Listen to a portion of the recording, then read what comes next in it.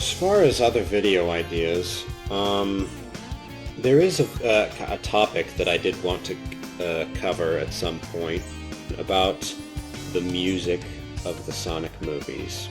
I think a lot of people who've seen them, especially Sonic fans, know what I'm talking about. It's largely seen, the musical score in particular, as rather underwhelming when compared especially to the games, but even things like Sonic X, the Japanese version, where they at the very least have tunes that you can hum, that you can remember. It's not to say that Hulkenberg's music for the movies is bad, it's just that I just find it to be extremely forgettable.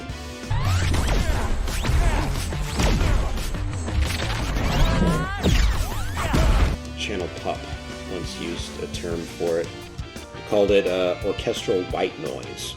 But the score for the rest of this film is the definition of orchestral white noise. No melodies or cues from any of the games past that point.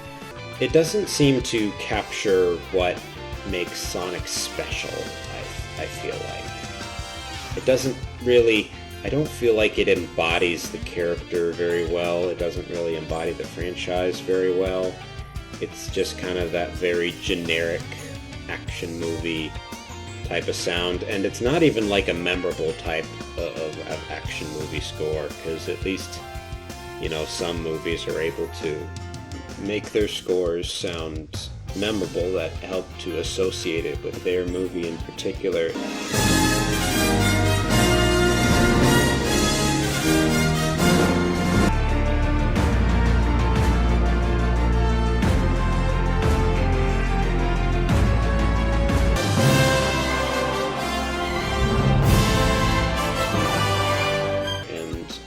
Feel like the Sonic movie scores do that very well. A lot of people have that problem of the Sonic movie scores where they don't use enough music from... They don't use a lot of music from the games, like the score for the animated Mario movie, Brian Tyler's score.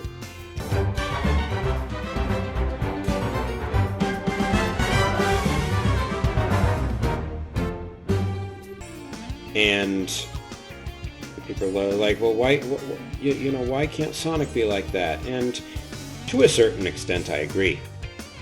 But I feel like the problem is it's a lot more complicated than that, because somewhat it is kind of their refusal to utilize the music of the games. In another sense, it's like Sonic X, even the Japanese score, it did use some music from the games.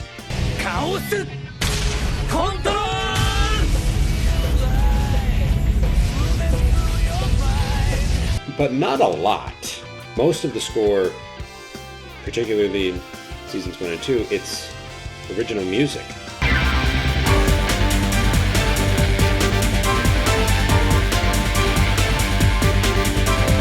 It's not music that comes from the video games, yet it's still really good music. It's still music that I see as being... that I can comfortably call Sonic music, because it leaves its own impression. It doesn't... You don't necessarily need classic music from the games if you can compose music that is able to live up to that music. Why remind us of old memories when you can make new ones? By and large, none of Hulkenberg's tracks are really able to live up to the name of Sonic. There's kind of another thing about the way it uses licensed music as well, because Tyson Hesse, for example, he said that really the reason the Sonic soundtracks don't have, the Sonic movie soundtracks don't have a lot of that classic Sonic music is because of licensing. And they're just like, oh yeah, licensing is really difficult, it's expensive and whatnot, and it confuses me, because I'm like, Sega is working with y'all on the movie. It's like that they're already paying for it to a degree. Why do you need to, these special licensing deals to use their music? It was strange to me. But also not just that, but also the fact that, okay, well, if licensing is so difficult, so hard to get the proper Sonic music, you'll use the tracks that you do get well, right? They used Live and Learn pretty well in movie 3. Maybe not quite as well as they could have, but I think they did it well enough. But then you got, like, when I first saw the movie in the cinema, I remembered seeing in the credits where they list kind of the songs and kind of the licenses they got from each song. I saw Escape from the City, and I'm like, what? I don't remember hearing Escape from the City in there. Where was it? And it took me at least like 3 or 4 more watches before I actually noticed it. And I think I didn't even notice it. I needed it pointed out, and it still took me a few tries. It was a little motif that played in the London scene, and it's so quiet, it's so hidden in the score that it might as well not be there. You're not gonna make it! I'm gonna make it! You're not gonna make it! I'm gonna make it! Follow me, set me free! It's almost pointless for it to be there. There's not really any in-story reason for it to be there, and you can't even really hear it. You need to have it pointed out. What's the point of licensing these songs if that's how you're going to use them? What's the point of licensing Sonic music? What's the point of getting the Sonic music if that's how you're going to use it? It was the same thing with the drowning theme in Sonic 2, because they said, oh, the drowning theme is in that one scene where Sonic is trying to save Knuckles, and you listen to the soundtrack, and yeah, it's there. You almost don't notice it, though, because it's only there for a second, and it's so poorly integrated into the score that it might have sounded better without it.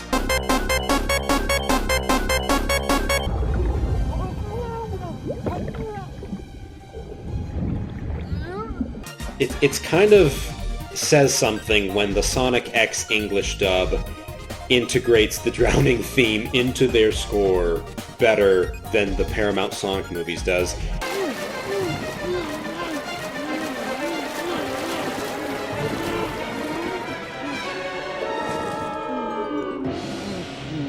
And I bet you $100 they did not get permission from Sega or any Dreams Come True or anyone to use the drowning theme in the Sonic X English dub. I can guarantee you they did not. And it's because of how it was remixed and the way they used Escape from the City. What's the point of that licensing deal? You know, you just wasted your money. You could have put that in there and nobody would have been able to tell. Even if somebody did claim that you used it there, it's like a little chord progression. Those coincidences happen all the time.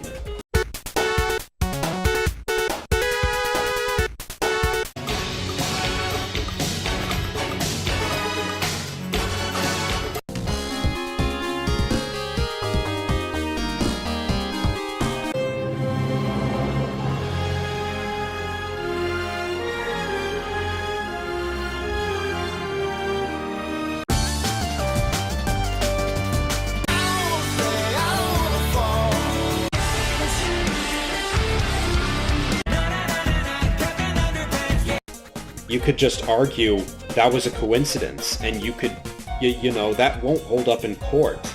So I just don't even get it. And it's not like all of the music was like that. Another piece of music that was in the credits that I didn't notice the first time around was the last scene. And when I watched it again, I was like, oh, yeah, there it is. And I was able to listen to it, and I thought, yeah, it was well utilized, well integrated into the score. It was a well done cover of the piece.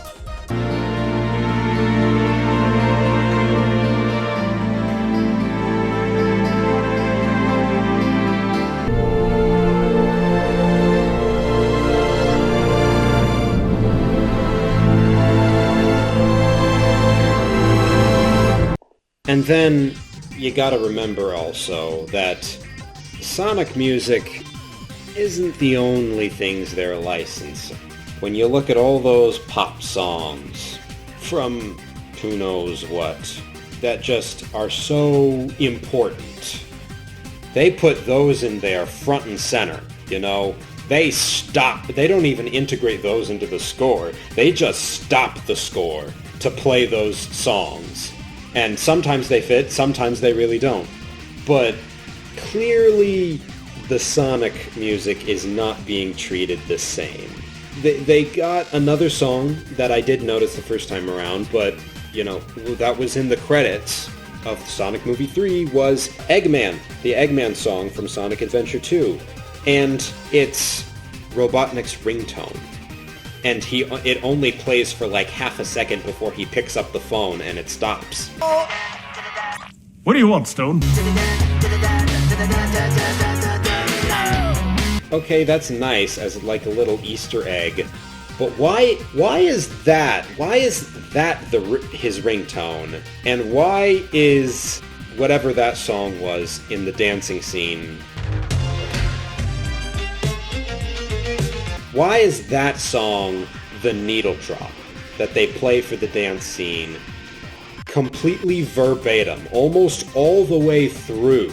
And the Sonic song that is about Eggman, that would have fit just as well for a scene like that, in my opinion, the ringtone that you don't even get to hear for very long.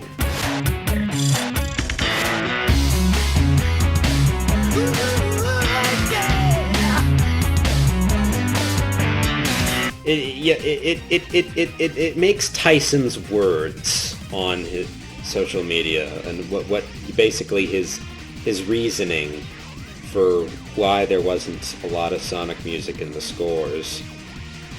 It makes it a little weird. Okay, you get licensing. It's licensing. Okay, why are Sonic songs so much harder to get than all of the various pop songs that you got? How is getting One OK Rock easier than Escape from the City or Eggman or The Last Scene? You know, people that you're actually... The music that's owned by the company that you're already working with. And for what few songs that you do get, why are they just Easter eggs? Why don't they get needle drops? I guess you could argue that Live and Learn kind of had a bit of a needle drop, but even that was integrated into the score somewhat. Pretty well, but still, it didn't get to play for very long. But you kind of get what I'm saying.